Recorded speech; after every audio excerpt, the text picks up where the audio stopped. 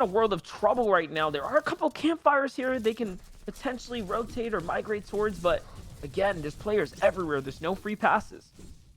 Yeah, I'd be looking for a campfire as well. I think that's trying to stay edge of third. They're going to have to go more central anyway. I guess maybe just wait the 5 seconds to see where zone goes and then start moving towards the campfire. There it is. I think Animal's going to kind of sit on that one on the way through. Then they'll go for the rotate. In trios, you're not going to see people play too aggressively off a campfire play. They even have the med kit. Interesting. So they really do want to play that medkit heal off at the end. They have 2 players low, or technically all 3 of them are low. They don't want to waste their 1 medkit on one of them getting health, so they're going to use the campfire. I like that. They're showing again, they're playing for that victory out. They're playing endgame. They're playing their game a little bit differently, but they have a full trio wipe on the board, so not too differently. This is the team that you saw contested at Holy Hedges yesterday, every single game. I think now it looks like they might still be contested, but when it comes to the reboot round, this isn't about 6 games. If you can just beat the team on spawn once and make that your game, make that your one opportunity to have the pop-off you need, which is what we're seeing from AV, High Sky, and Animal. They're ramping up here on the edge of 4th. They're banking on getting that 5th half zone. Gabe, Tahi, Sprite have built up for it. We have a Perta off to the side. It's going to be about who gets this zone. This zone and the next one first rotating are the most important factors for getting a victory out. You can still overcome it with a bad zone, but if you get a good zone and you're a good team in a position to take it, it's very, very hard to dethrone that. Yeah, no doubt about it. And here it is. That 4th zone is pretty much dead center right now to the map. Everyone's going to have equal takes as far as moving in, and they only have to move just a little bit here. So all of those teams that we saw before, keeping tabs on, are now starting to make their way inside. Here's Calc, Joji, and Osto. 3 eliminations. Like we mentioned, we saw that they called Magnolia, Chewy, and Donnie's team there, which means that they got their wipe early. Yesterday, their problem was actually Storm Surge. They were having a pretty difficult time, I'd say, maintaining some of the Surge in some of the mid games, which is interesting because they were landing on teams, right? They landed, was it on Okis and company just yesterday? And, you know, Calc took to social media. He was talking about it. He said, man, you know, it kind of sucks having to land on people that you know and stuff like that. We didn't want to have to do that, but it is what it is. The only way they can get Surge. And that's why I thought, like, they were going to have an even harder time today, but got to do your homework. Got to pay attention to these little telltale signs of teams that only have a single strategy. Yeah, this is looking fantastic for Vivid's pick here, my traded up pick, because I'm seeing good loadout as far as damage. I'm seeing some meds. I'm seeing floppers and med kits. It's going to be about this zone. This is the 5th zone. 5 seconds and we will know everything about who has the strength and power position. You can still make up for it, but if you get a good half, you base up on high ground. We see Gabe, Tahi, and Sprite. They don't look like they're moving. They look like they're looking around. They didn't get it, unfortunately. Gabe, Tahi, and Sprite have to pull opposite. It's gone to the south side of Lazy, which means this could also be a Lazy Lake first rotating, a big throwback to the OG tilted days of rotating through big builds, and that makes heals off that much more likely. If you can break into an old building, hide inside there, save your material, and oh my gosh. When I talk about high ground and half being so important, that is the perfect visual representation of what it means to these teams. They will put everything on the line to get that high ground on half and try to hold it. But if you have another team that aggressively trying to push, and this isn't held up by that much, you have to be scared because they're investing so much in this. It's Ace, Sid, and Divine. This is Adam's pick right now. Just building to sky limit against Demon, and just like that, Sid has to drop down. They give up the high ground, but if both teams invested too much, yes, high ground on half is important, but if you have to drop down 10, 15 layers back to rotate, you have so many materials. A good team like Gabe, Tahi, Sprite, Joji, Calc, and Osp could easily late take it off you. All you've got to do is get front side on 2nd or 3rd rotating, crank a few 90s, and you're now got high ground with way more material. I know high ground's important, but I have to think both those teams got a little bit skittish, overcommitted. We'll have to see, though.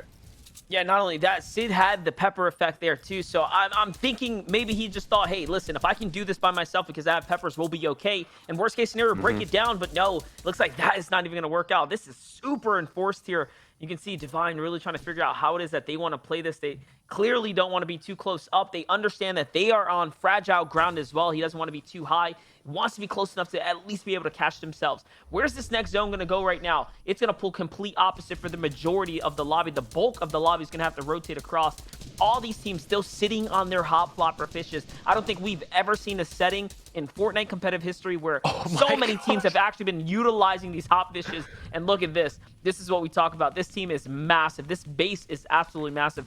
we just have not seen something like this in seasons.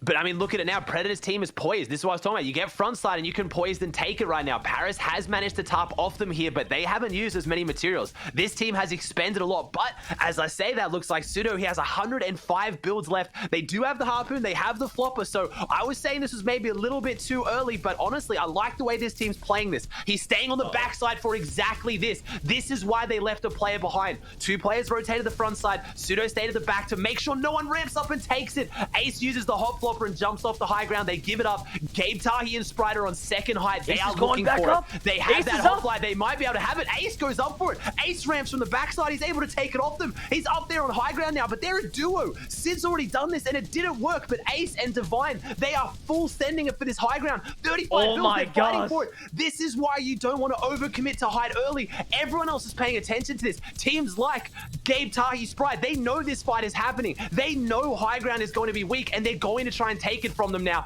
Ace has to give it up, and the hot flopper runs out just in time. He loses the low gravity effect, and he goes down to fall damage. Oh man, he just mistimes it there, and all of a sudden he is down and out, and Divine is left with nothing. 54 HP. Surge going crazy right now, so the lobby's still getting lit up here. Calc now takes advantage. He is looking up. He sees the opportunity. He now has high ground. All of a sudden, Calc, Joji, and Off can actually do this. They're a full trio here coming into the end game. Tahi still alive, though. There's still so many other teams that are holding on to a dear piece of hope here. But 8 eliminations for Calc, Joji, and Off. It seems like this is their game.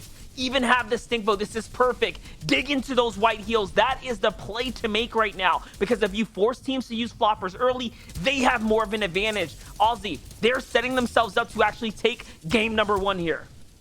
They are in a fantastic position. The only thing that scares me right now is Calc is down to 2 builds. If they can find a refresh, if they can find something out of this, they will be looking fantastic. We have Calc, a competitive veteran, the first NAE's trio FNCS champion all those years ago, even rocking the same skin. Down. This is an absolute throwback. They're high ground champions. They're on high ground. We see Cashew goes down. Joji and Oz need to do what they do best. They need to find refreshes. Joji's going through the last few bits of his builds, but we have Joji and Oz, 2 young mech demons who need to try to find something. They're throwing down the med kits. Calc is going to go for that heal off. He has the med kit. He has the floppers. He has everything he needs. Strafes is down. Class is down. Aminish is down. Everyone is falling down below. They are a full trio on high ground, and they are poised to take game 1. It is very, very likely at this point Calc takes this unless someone has an answer. Who down below can step up and challenge the champs? Because someone is going to have to do it. Zone pulls across again, which I know it's pulling back actually. This is fantastic. This is going to save even more materials for them. You have Cloudy and Susboy fighting on the low ground. I don't see Tahi. I only see Gabe and Sprite. I think Calc has this monster.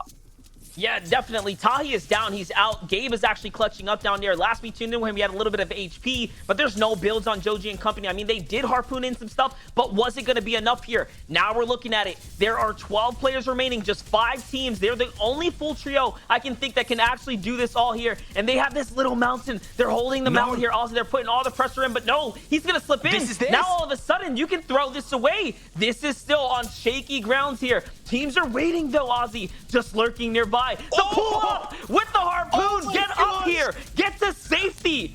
He just got pulled in. Sprite's going to sneak up. Oh my gosh. Sprite might just do this. He caught one. There's actually no chance second. Sprite does this. Calc's low. He might actually clutch. Smith's full health on low ground. Sprite, there is no way you are doing this. Sprite is on the high ground. Calc is trying to fight him. Sprite has this potentially. Oh my gosh. This could be the clutch of his career. Sprite is on the high ground. What can he do to take this? He has just taken a 1v3 against the high ground team. He is a solo right now. He has every advantage. He has the builds. He has the health. Oh my Sprite God. has done it. Gabe, Tahi, and Sprite win game 1. Monster. I said I was going to throw my voice out. What have we just witnessed? No. That is not how it's supposed to happen, Sprite. You are insane. Wow, I'm speechless. What do you say after that? I was watching that thinking, all right, Vivid's going to smile. Vivid's going to laugh at me the first time I don't pick Calc's team, and I switch it up for Gabe, Tahi, and Sprite, and they show what they can do best. That team has been involved in a lot of drama in the weeks coming up to this. They've been going up against the big boys, Clicks, Bizzle, and Booger. The community's been a bit divided on it, but you cannot deny it. Gabe, Tahi, and Sprite are three of the best players in NA East. Sprite has just pulled off one of the best clutches you will ever see in the game of Fortnite. You can't doubt them. If you had doubts before, now you understand why they are an S-tier trio, and this is why they have a chance now in the finals here. We're just going to toss over to the desk. We're speechless. Take it away, guys.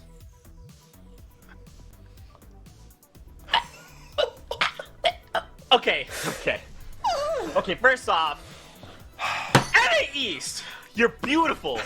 I love you. Second of all, okay, in the back, we're like, oh my gosh, wow, I can't believe it. We're gonna do this really dumb, funny bit where, you know, it's finally happened. Oh wow, Vivid's team. Oh, they're finally gonna have, and Adam's gonna get up and he's gonna walk around and be like, oh man, Vivid, oh, you're such a good, cool guy. No, I blocked my walk.